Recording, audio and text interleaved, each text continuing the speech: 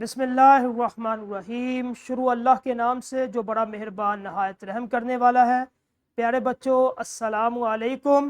امید ہے کہ آپ سب خیریت سے ہوں گے۔ میں ہوں آپ کا معلم محمد اسامہ انس۔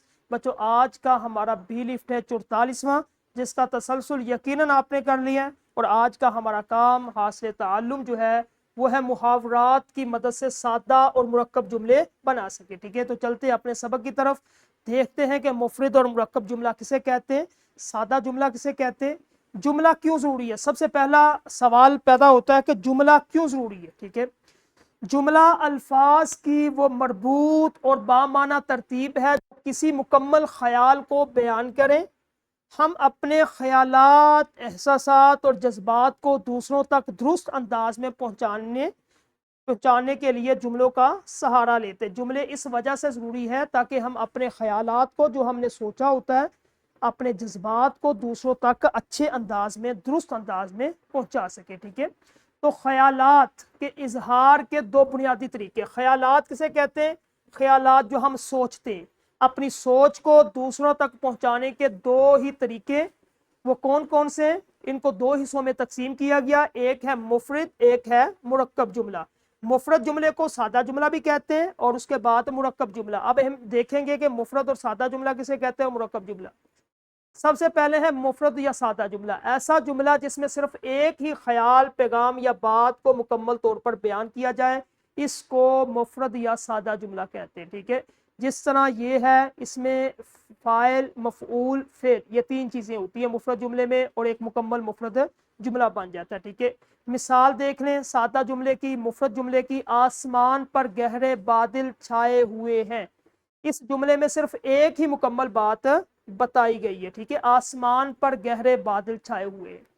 جب خیالات ایک سے زیادہ ہو، بعض اوقات ہمارا پیغام لمبا ہوتا ہے، ٹھیک ہے، طویل ہوتا ہے، خیالات زیادہ ہوتے ہیں، تو ہم ایک سے زیادہ خیالات کو ایک ساتھ بیان کرنا ہوتا ہے، تو ایسی صورت میں اکیلا مفرد جملہ کافی نہیں ہوتا، ہمیں ان خیالات کے درمیان ایک پل تعمیر کرنے کی ضرورت ہوتی ہے۔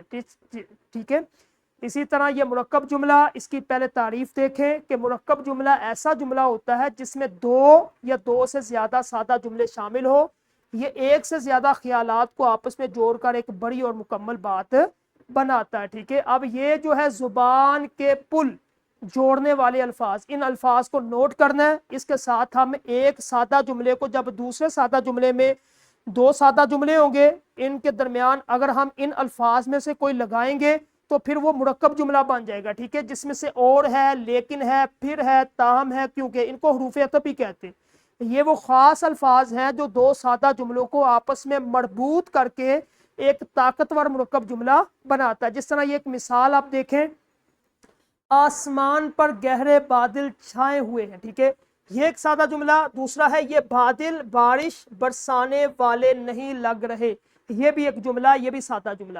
اب ہم نے کیا پڑھا تھا کہ ان کو آپس میں ملانے کے لیے ان الفاظ کا سہارا لیں گے۔ اگر ان میں سے کوئی ایک لفظ آپ ان کے ساتھ لگا دیں گے تو یہ مرکب بن جائے گا۔ ہم نے کیا لگایا؟ لیکن، تو یہ مرکب بن گیا۔ آسمان پر گہرے بادل چھائے ہوئے ہیں، لیکن یہ بادل بارش برسانے والے نہیں لگ رہے۔ یہ لفظ دو مختلف خیالات کو کامیابی سے جوڑ رہا ہے۔ اس کے بعد مفرد کو مرکب میں کس طرح بدلنا ہے آپ نے، یہ دیکھیں۔ دونوں کو سب سے پہلے دو سادہ اور متعلقہ جملوں کا انتخاب کریں، آپ دو سادہ جملے لیں، اس کے بعد ان کے درمیان آپ اور لیکن حروف عطف لگا دیں، اور پھر ان دونوں کو ملا کر ایک مرکب جملہ بن جائے گا۔ ٹھیک ہے، جس طرح یہ ہے، ہم نے تیز دوڑ لگائی، ہم ٹرین نہ پکڑ سکے۔ اب اس کو اگر ہم مرکب بنائیں گے، ہم نے تیز دوڑ لگائی لیکن ہم ٹرین نہ پکڑ سکے، لیکن لگا دیا، حروف عطف لگا دیا، تو یہ ہمارے پاس ایک مرکب جملہ بن گیا۔ ٹھیک ہے، اسی طرح آپ نے یہ مکمل کرنا ہے۔ تیسرا ہے کہ محاورات کی مدد سے، محاورات کی مدد سے ہم نے اس کو لے کے چلنا تھا۔ ٹھیک ہے، محاورہ کسے کہتے ہیں؟ دو یا دو سے زیادہ الفاظ کا ایسا مجموعہ جو اپنے لغوی ہوتا ہے بچوں، حقیقی معنی کی بجائے مجازی اور علامتی معنوں میں استعمال ہوتا ہے، یہ اہل زبان کی بول چال کا حصہ ہوتا ہے۔ جس طرح یہ دو چیزیں آپ کے سامنے، ایک میں لغوی معنی حقیقی، یہ دیکھیں ये लुगी माना किताब। अब अगर इसका हकीकी माना यानी कि मजाजी माना इस्तेमाल करेंगे तो ये आएगा, ठीक है। तस्वीर किताब है, किताब से हमें क्या मिलती है? रोशनी मिलती है, हिदायत मिलती है, ठीक है। तो अगर किताब का लुगी माना किताब होगा और मजाजी माना इसका क्या होगा? रोशनी, हिदायत, ठीक है। मुहावरे का असल कमाल अल्फाज के पीछे छुपे एहसास और सकाफत को बयान करना। ये दो तस्वीर देखिए, आपको समझ आ जाएगी कि लुगी माना किसे कहते हैं और मजाजी माना किसे कहते हैं, ठीक है।